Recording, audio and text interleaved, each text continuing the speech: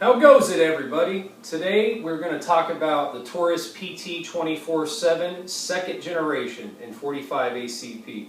This is Learn 1, 2, 3. Thanks for watching, thanks for coming back, and I just want to say thank you to all of my subscribers. So I've got this gun back from Taurus. They replaced it from my first gen that was having problems. So first, why don't we talk about some of the features and my customer service experience with Taurus, and then we'll move on to a field strip and maybe even a range video as well.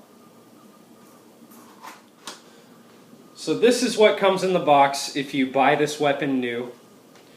2 magazines. Taurus actually gave me a 3rd magazine, and on my request upgraded my finish from blue to this stainless finish because I had to wait about 9 months to get my first gen replaced with this awesome second gen.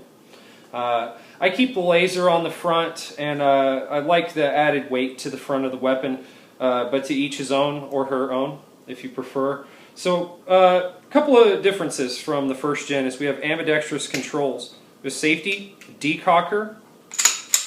Okay, not too hard to cock. This is a weapon I would recommend for women because you can cock this pretty easy. Okay, you got a good beefy big slide to grab onto. You can push with the frame. Okay, so we got 2 magazines. We got extra back straps if your hands are you know, not one size fits all kind of hands, and you just remove 1 pin here at the bottom to try out your different back straps.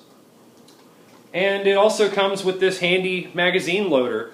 So again, great handgun for women looking for a full size, assuming it will fit your hands, and these back straps really do make a difference. So now let's talk about some of the other features. You have ambidextrous magazine release now. You have ambidextrous slide release, okay, on both sides right here. And you have more of a Glock style takedown method. So, how do we field strip this weapon? First, let's make sure it's unloaded. Yeah, it looks empty to me. Another feature they added is this loaded chamber indicator, and they went from the figure 8 sights to these 3-dot sights. And you now have an elevation adjustment as well, and not just windage. So that's awesome. So, our gun's unloaded. You don't lock the slide back or anything. You do the same thing you do with a Glock. You do this, and make sure that you're not going to get your skin pinched by that upward locking breech. You see that? Let's be careful with that. And just practice doing that a little bit. Now you're going to bring the slide back just a hair, okay? Not even 1/4 of an inch. And then you bring this takedown lock down and let it slide forward.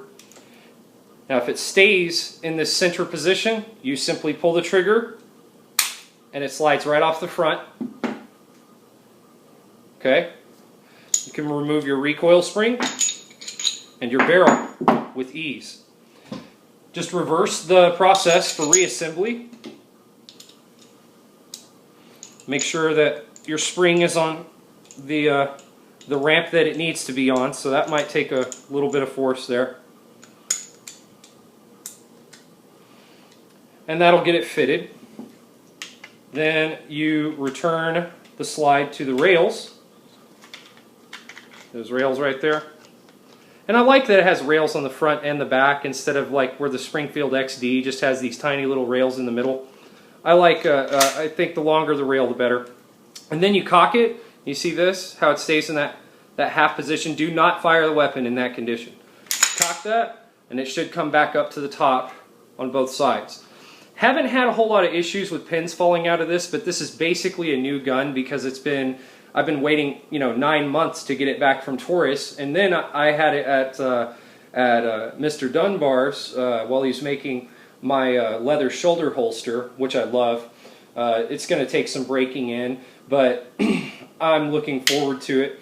So we also have a cocking indicator here, but that red dot will show obviously when there is a round in the chamber, as will this loaded chamber indicator.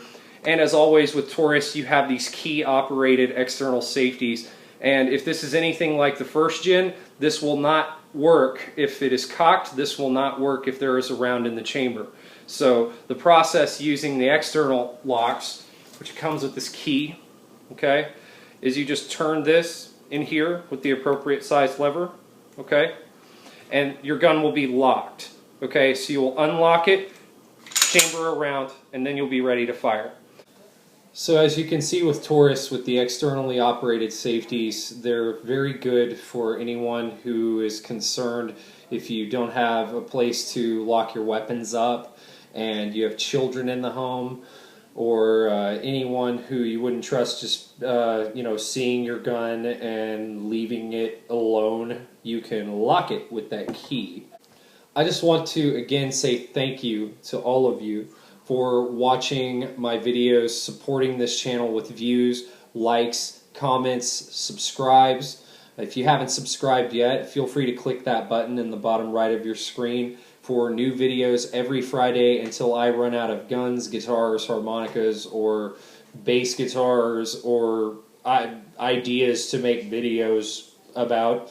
And just check back every Friday. If you click that bell, YouTube will send you notifications for when I put out new videos. And sometimes I get a wild hair and release a video off of my normal Friday schedule.